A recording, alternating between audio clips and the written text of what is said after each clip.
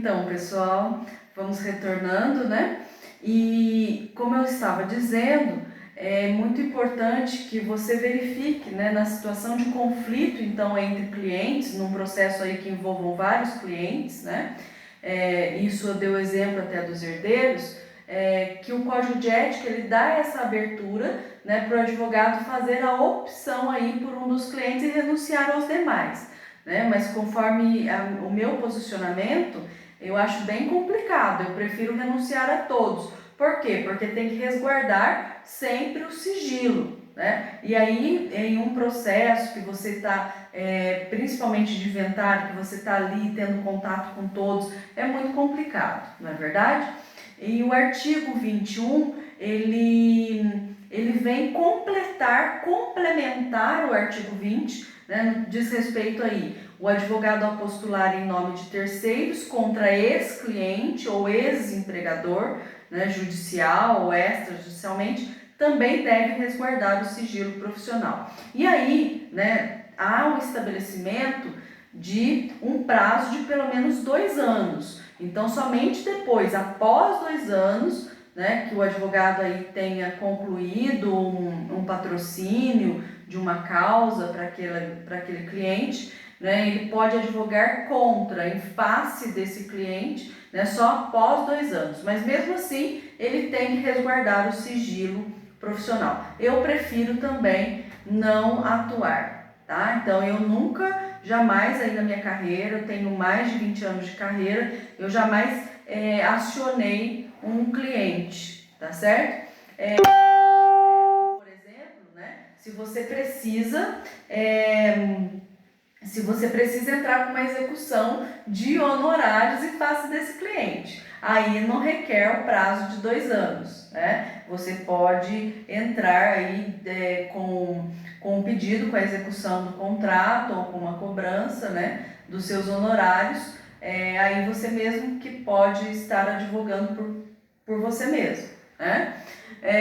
O artigo 22, ao advogado cumpre abster-se de patrocinar causa contrária à validade ou legitimidade de ato jurídico em cuja formação tenha colaborado, né? Ou intervindo aí de qualquer maneira. Então, por exemplo, se você participou de um contrato social de uma empresa, você assinou ali o ato jurídico, como depois você vai entrar com uma ação tentando anular esse ato jurídico? Não é verdade? Então, não tem cabimento, né? Aí é um contrassenso, não é verdade? Então, também o próprio Código de Ética, no artigo 22, ele determina que, nesse sentido, o advogado deve abster-se, né, de patrocinar a causa, tá?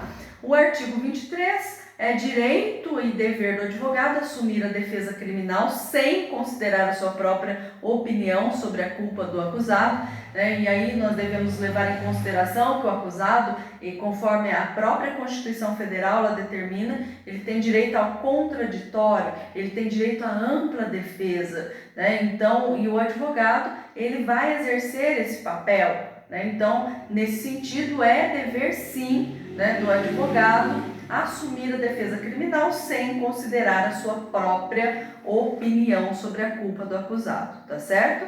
E tomar cuidado, porque a mídia, nesse sentido, né, às vezes ela entra, né, com tudo aí, contrariamente à atitude do advogado, não é? Até aquele artigo que vocês vão fazer análise, né, que eu passei para vocês, a questão lá da mídia, eu, advogado, né? Então, a mídia, geralmente, ela ataca o próprio advogado, o que é incorreto, porque o advogado está exercendo o seu papel, né? Está ali em defesa de um direito que é do acusado. Qual é esse direito? O direito à ampla defesa, né? O direito ao contraditório, certo? Depois o artigo 24, ele diz que o advogado ele não se sujeita à imposição de cliente que pretenda ver com ele atuando outros advogados. Isso é muito comum. Às vezes um primo do cliente que se forma, né, um parente, e aí ele quer levar esse advogado para o processo, né? Então ele vai com jeitinho e diz o seguinte: olha, doutor, doutora, né? O meu filho, meu primo, né, se formou e aí ele pode estar entrando no processo também, o senhor pode subestabelecê-lo para que ele também haja aí, para que ele também atue no processo? Gente, aí é complicado, né? O advogado não é obrigado a aceitar, tá? Porque, na verdade, esse advogado pode até estar entrando aí no processo, né, para fiscalizar o serviço do colega. Então, também tomar muito cuidado. Às vezes é preferível você subestabelecer sim, mas sem reserva de poderes, né? Ou você renunciar, você sai. Não, tudo bem, mas então ele toca o processo, ele sai, né? E você me paga os meus honorários até aqui. Isso é o correto, isso é o que determina tanto o estatuto quanto o código de ética, tá?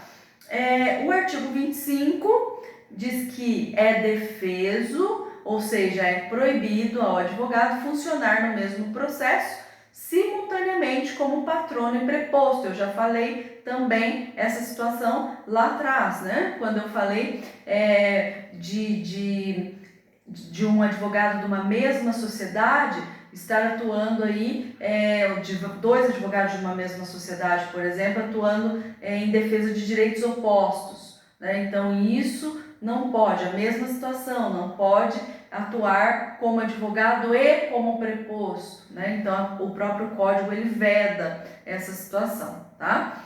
E o artigo 26 ele trata do subestabelecimento. Então ele diz que o subestabelecimento do mandato com reserva de poderes é ato pessoal do advogado da causa. Então, se é com reserva, ele vai continuar no processo. Isso, quem determina é o advogado que está, né? Então, é aquele que vai subestabelecer. Então, se ele vai subestabelecer, ele tem que ver muito bem se ele vai subestabelecer sem ou com reserva. Sem reserva, ele sai. Com reserva, ele continua no processo. E essa decisão é do advogado, né? É do advogado subestabelecente, aquele que subestabelece, tá? O parágrafo 1º, o subestabelecimento do mandato sem reserva de poderes exige o prévio e inequívoco conhecimento do cliente. Ou seja, se o advogado ele vai subestabelecer sem reserva, ele vai sair do processo. Então, isso tem que ser levado ao conhecimento do cliente. O cliente tem que ter ciência desse fato, tá bom? E além disso, faça documentalmente, né, que está subestabelecendo sem reserva e ele assina. E o subestabelecido com reserva de poderes deve ajustar antecipadamente seus honorários com o subestabelecente, né? Então, aquele que vai entrar no processo, mas o advogado antecessor, né, o subestabelecente, vai continuar, então ambos aí devem entrar num acordo com relação aos honorários, tá? Com os honorários, principalmente os honorários de sucumbência, né? Porque, e além disso, né, também os honorários comuns, porque na verdade ambos vão continuar no processo. Então, isso tudo tem que ser aí muito bem falado, muito bem ajustado.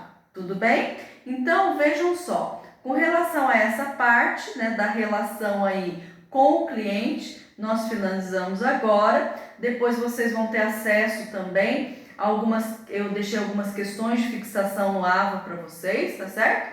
Para que vocês vejam lá, respondam, né?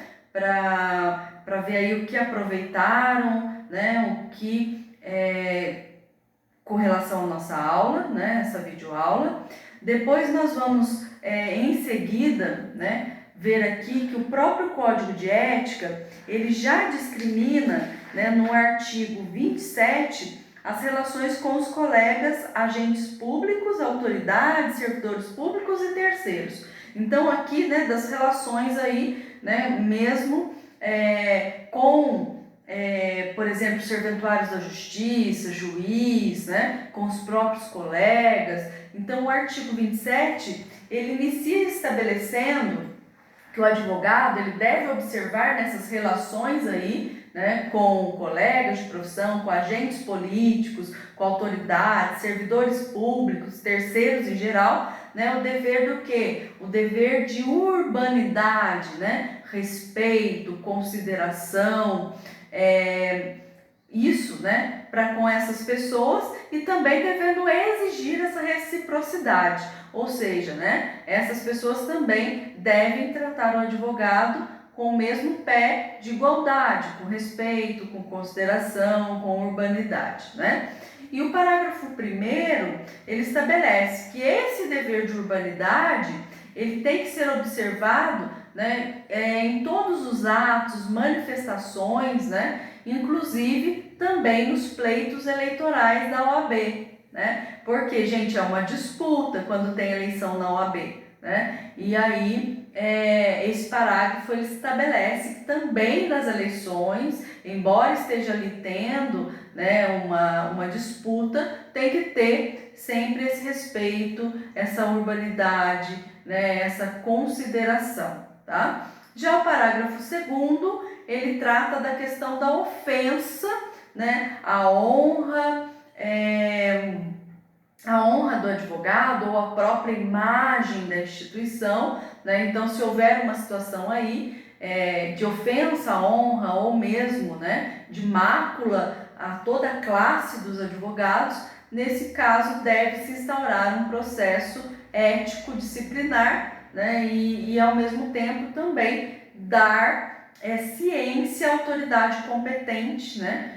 No caso, o Ministério Público ou mesmo a delegacia, né, um delegado, para se apurar eventual ilícito penal, tá?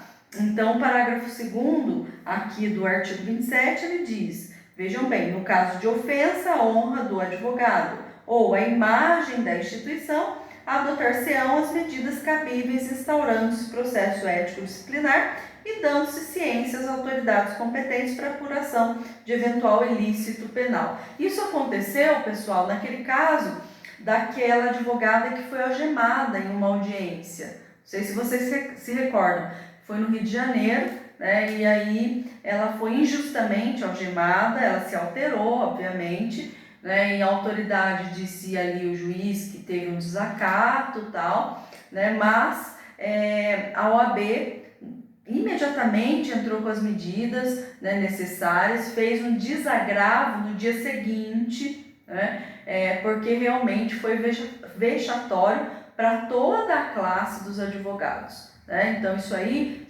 essa atitude maculou toda a classe. Então daí no caso entrou imediatamente com um pedido de desagravo, foi feito, né, publicamente, foi a nível federal, inclusive, né? Então a gente tem que estar sempre atento aí a essa questão do respeito, exigir respeito também, né?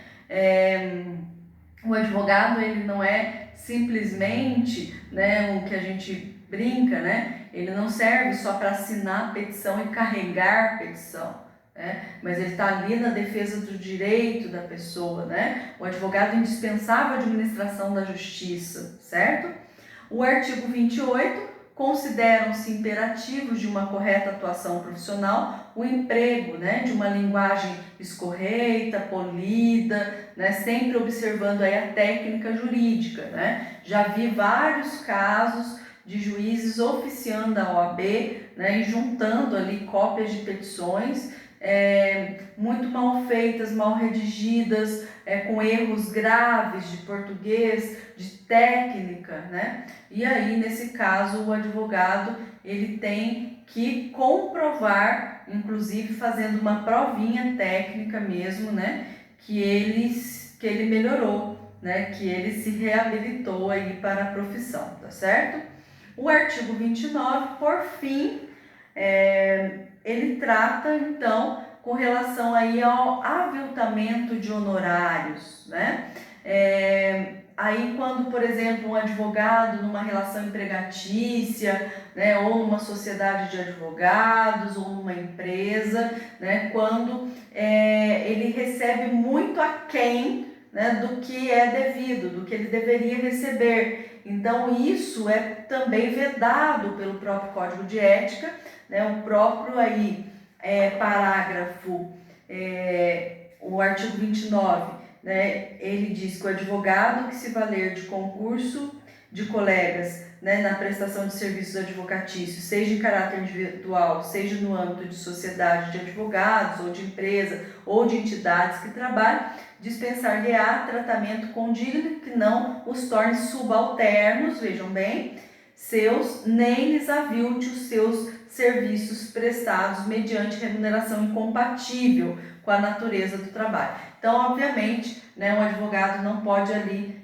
trabalhar num sistema de escravidão, né, de ser subalterno ao colega, ou mesmo de receber muito menos, né, os honorários, ou mesmo sucumbência. Então tem que ter aí, né, um equilíbrio, um respeito, uma igualdade, né, então sob pena aí, inclusive de ser aplicada, né, uma medida para esse advogado superior, tá? É a mesma aí de sofrer até mesmo um processo disciplinar, tá? Até aqui o parágrafo único, né, ele determina que quando o aviltamento de honorários for praticado por empresas ou entidades públicas ou privadas, os advogados responsáveis pelo respectivo departamento ou gerência serão instados a corrigir esse erro, vejam só, né? Esse erro ou abuso junto aos órgãos competentes, né? Inclusive sob pena, né, disso que eu falei, de sem prejuízo aí, né, de providências perante a própria Ordem dos Advogados do Brasil, tá certo? E aí, nesse caso, né, os próprios advogados têm que funcionar como fiscais, né, dessas questões aí, né, dos trabalhos em sociedades, em empresas, né? Isso aí tem que chegar ao conhecimento da OAB, né? Porque o próprio Código de Ética determina, né, essa igualdade, determina que tem que ser vedado esse tipo de abuso, né? Com relação aí à superioridade ou mesmo aviltamento dos honorários. Tudo bem? E aí nós terminamos essa parte, então, das relações do advogado com o cliente e dos advogados, né, com os colegas e com as autoridades ou terceiros. E aí nós entramos em apenas um artigo, que é o artigo 30, que trata, né, da advocacia pro bono, do advogado pro bono.